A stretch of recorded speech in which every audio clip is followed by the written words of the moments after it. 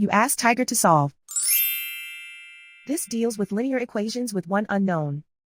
The final result is c equals -8/5. Let's solve it step by step. Group all constants on the right side of the equation. Subtract 40 from both sides. Simplify the arithmetic.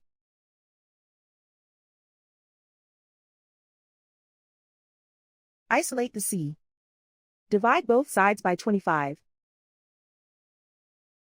Simplify the fraction. Find the greatest common factor of the numerator and denominator.